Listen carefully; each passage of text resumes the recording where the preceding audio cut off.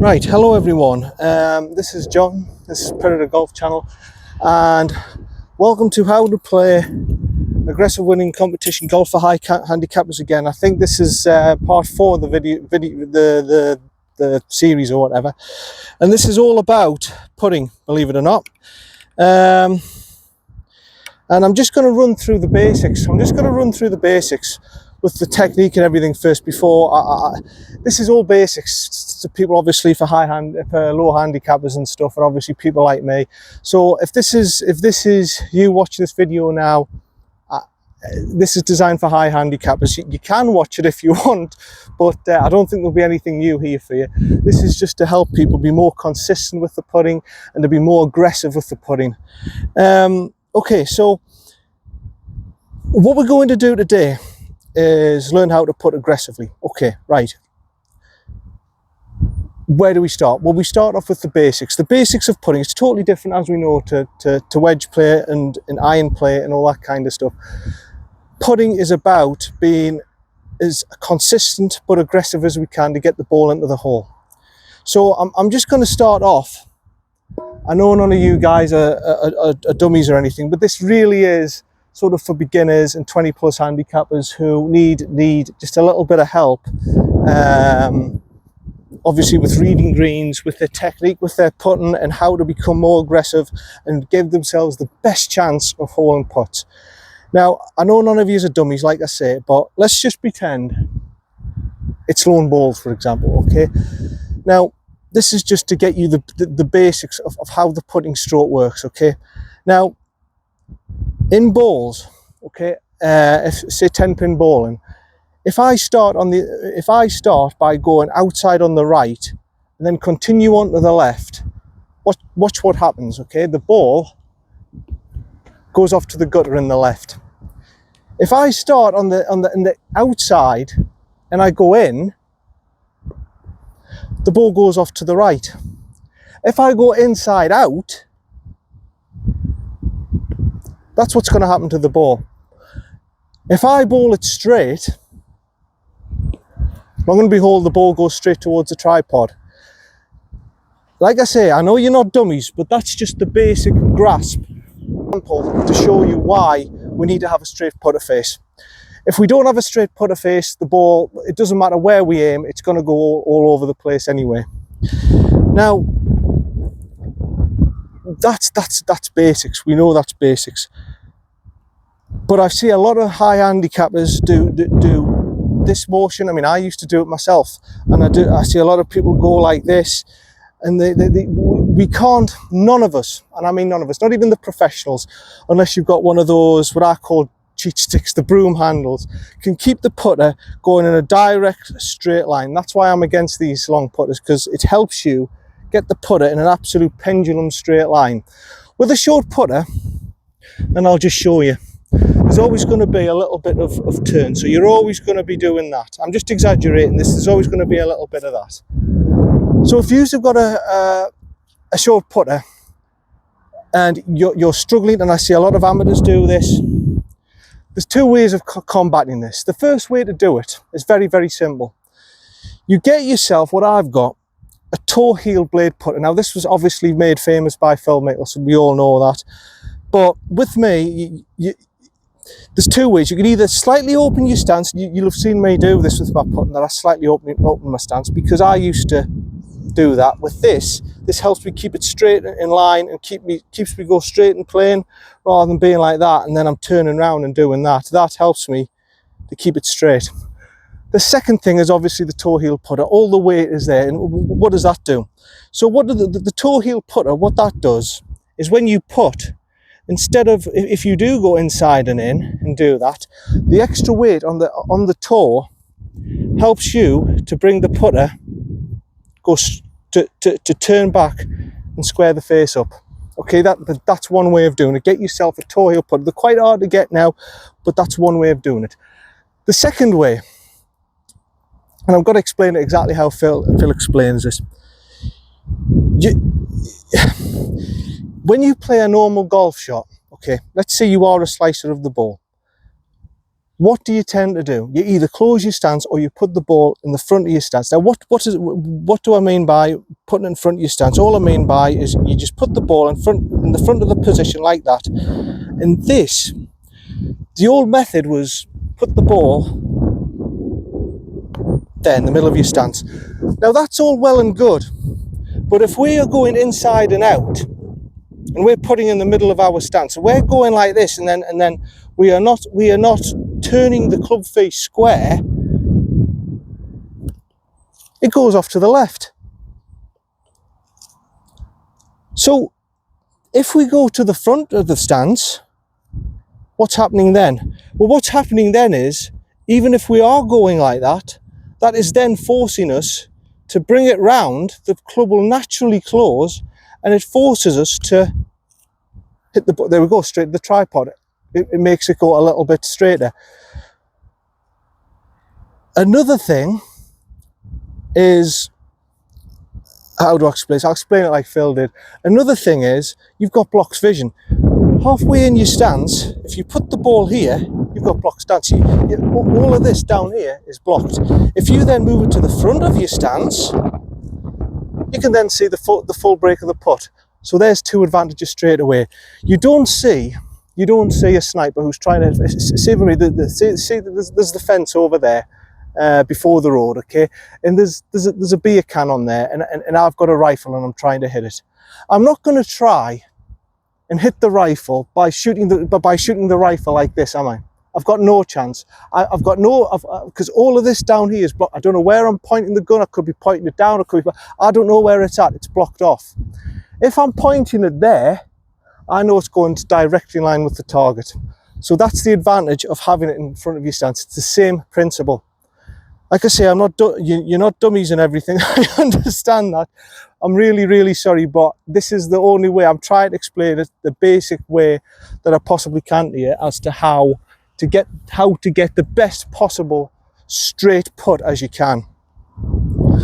So that's how to keep the club face as square as you can. I'm not going to go into anything else. I'm not good enough to go into anything else. You know, I'm just a high single figure handicapper myself. I'm not good enough to go into that. What was I going to do next? Oh yes, you're going to see, right, so we've got the basic technique right. How do we go about now having a consistent putting stroke? Now this is interesting as well, because the old school, and I see a lot of these. I'm using my key as the hole, by the way, because we don't have a hole. I couldn't get on the putting green, it's too busy, there's people on and everything. So what I see old people do, some of the older people, one particular, and high handicappers especially, is they have a lazy backswing and a lazy downswing, so it's like that. And then when it comes to longer putts, it's flicking the wrists and everything. That's not a consistent putt. It will not work, trust me. It will not give you consistent speed or consistent pace. There's two variables in putting. We've got the backstroke and the downstroke. Now, it's complicated enough, all these variables. We need to eliminate, there's two variables going on there, the wrists and the lazy swing, and we can't accurately predict the pace. We've got to eliminate as many variables as we can, okay? How do we eliminate this? How do we do this? Well, I'm sure you've seen Gary play, I'm sure you've seen Phil, I'm sure you've seen all the great putters, you know, even people like Brad Faxon, he was a great putter. They've all got one thing in common. They kept it simple. And the way they kept it simple is, with the backstroke, they just lengthened the backstroke, and the downstroke was consistent pace every time, aggressive contact every time. You watch Phil, you watch Gary play, their downstroke is the same pace every time. So what they're doing from there, let's say for example it's a 3-foot putt. Okay, so we've got the basic stance correct. We're going to have it at our front of our stance. We're going to have it at the front of our stance. We're going to square the face up. We know how to square the face up and everything now, but what about the pace? To get consistent pace, say I want to go to the key there. Now, if I do that flicky thing, as you've seen, one's gone there, there's no consistency in it. Now, if I want a consistent roll, I'll go, okay, I'll take my putt, short backswing, fast putt, there we go. So I go, okay, I've got that one, that's fine, that's well, it's downhill, so that would be your standard 4-foot putt. Right, I've got my 4-foot putt. How do I do a 6-foot putt? Very simple. You do the same downstroke, the same pace with the downstroke, but you just very slightly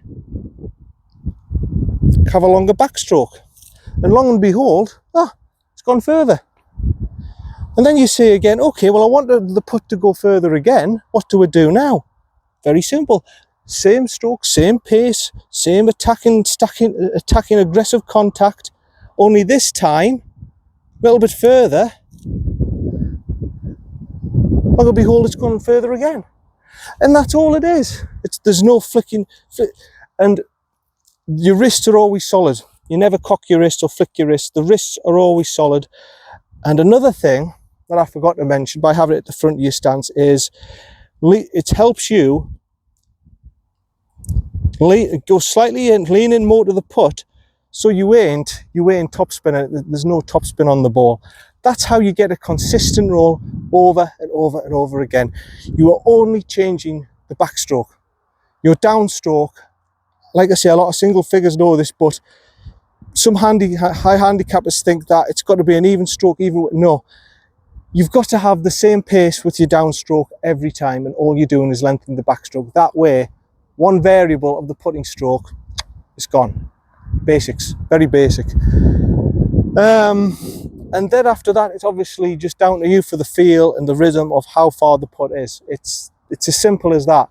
Everything you do, even with putting, has to be aggressive. Now, you got to say, right, okay, that's great. We've got the pace. Now, what about reading the greens? Now, there's some basic techniques. Now, this is where a routine comes in. Now, you've obviously seen me. I put my 2 feet behind the side of the hole, and I feel as if 1 foot, like for example here, I would say, right, this is slightly right to left. This foot's higher than that one. I know the break's going right to left. I don't do any aim points or anything like that. I'm not good enough. I'm not a professional. I can't do that. But that's one way of how I read a putt. The second way, and you'll probably have seen this, is I regularly visit to have a look at the hole. Now, I'm not looking at that to see where the hole's at. I know fine well where the hole's at. I'm looking at a particular thing, and that's the wear on the side of the hole. Now, in this instance, if say the putt is going this way, I would expect to see a bit of wear on the left-hand side of the hole. And that's another indication that the putt's going to go left to right. You're going to say, right, now, again, basics for low handicappers, this is for high handicappers. I know the read of the green now. I know exactly the read of the green now. How do I know if it's up and downhill? Very simple. You just go across to the side here and you have a look. Now, I can see here by going to the side of my putt, this putt's going to go downhill. And then after that, I just guess how much. I just say, right, okay, that's definitely going down. It's going to be slow. I'm going to have to check the putt back by about 2 feet. That's how I do it. Very simple. Putting is probably, if you keep it simple, you end up with the success. That's how I do that. And then it's down to drills. Okay, then it's down to drills. We're almost there. We just need to do drills now. We've got everything that we need to be a good putter. We've got everything. Also, a thicker grip. A thicker grip's also good. You can get these super stroke ones. These are really good. Thicker grip, so you're not, it takes all the tension out of your hands, so it stops you from forcing the putt or turning, and it also helps you, a bigger grip fits your hands, stops you from twisting the club. It stops the torque of the club. That's another simple tip. Like I say, this is very simple to the low handicappers. High handicappers, I'm trying to give you as much information, simple information, to try and help you as you can. So now we've got the basics of the putting stroke. We've got front of the stance. We've got firm contact. We don't have a variable with the downswing. It's the same pace for aggressive contact. It's the backstroke. The backstroke, we just lengthen the backstroke. It's dead simple. Just a clock system. Dead simple. Phil's a great exponent of it. He explains it a lot more scientifically, more complex than me. I'm trying to keep it simple for you high handicappers. So now it comes down to the drills. Now, the routine, first of all, it's perfect personal preference, but you've got to get a routine that works for you. So when you go to the putt, you're doing exactly the same every time. So with me, you'll see me, I'll read the line. Say for example, this is me looking at the hole. I'll go like that, I'll go and look, I'll do that, I'll have a look at the way of the hole, and then you'll see me sometimes with a long putt halfway go like that. That's me getting a feel for what the putt's going to be like. I'm visualizing the feel of the putt, and I'm looking there, saying like, right, what would it feel like from there? Then I get to here, see where the proper putt is, and I'll do it again. All that is my routine, getting used to this, getting used to what pace of the putt's going to be, and I'll do this every single time. So when I come under the cosh, say with my little 3-footers, it's the same as Phil. You saw Phil when he won the Masters in 2010. You saw him. It was about here. He got there. He got to his putt. He did his routine. For him, is outside the ball. He went like that, got into the putt, and put it in the hole like that. And that's how he did it, because he knew he's done that thousands and thousands and thousands of times, and he can call on that whenever he wants. That's his routine. You've got to develop your own routine. Mine's the same. I'll get there, I'll go like that, then I'll go there, and just before the ball, then I'll put my club over the ball, and I do that every single time because that's my routine. And if I'm under the cosh, if I need a clutch putt, that's when it comes into play. Drills, very simple. Before you go into anything about long putting, you've got to be able to put in 3-foot putt, and this is where your routine comes in. That's one big thing. So the big thing I see amateurs miss is these 3 foots. They get nervous and stuff. Obviously the routine stops that, but this is a drill that stops all that. This is a drill that keeps you from stopping this. Just go to the practice green, get balls about 2 and 3 foot round the hole, and all you do is, like me, and you go 1, then you go to the next ball, 2,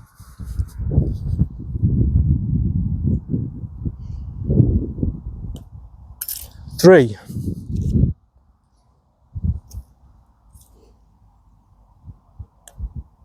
4, and you just do that. And well, to start off with, I would say try and do 10 in a row. I try and do 20 in a row, but obviously I'm at a different level, and I struggle to do that, to be honest. I struggle to do that. These 3-footers and 2-footers are actually quite hard. But your basic fundamentals for putting is you've got to put them in. You've got to put them in. Your drills for your long putts, I mean, I can't go 40 foot back, but again, it's very simple. You put 1 putt here, next putt here, next putt here, and you just work on your pace, and you'll develop. Okay, that's perfect. Then this one,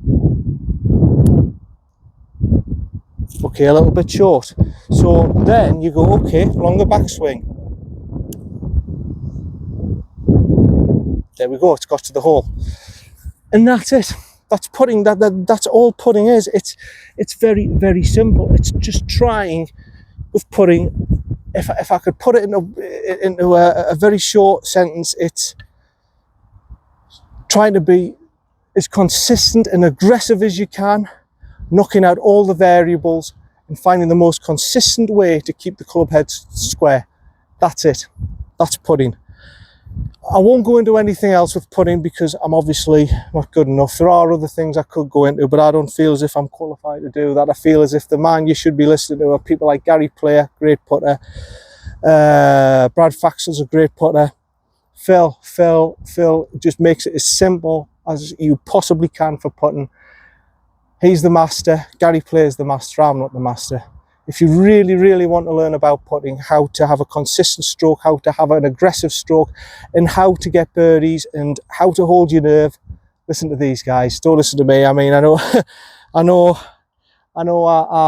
I'm a decent putter and everything for my level, but if you want to, if you really want to learn and really want to get on, listen to Gary Player, listen to Phil Mickelson how to putt.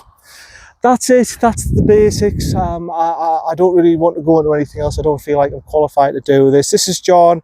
For you higher handicappers, low handicappers, like I say, this is irrelevant to you. You probably know all this, but higher handicappers, and especially those who are coming into the game, I know you struggle with the short game, and hopefully this helps you. This is John. This is Predator Golf Channel. Thanks very much. I'll see you later. Bye for now. Bye.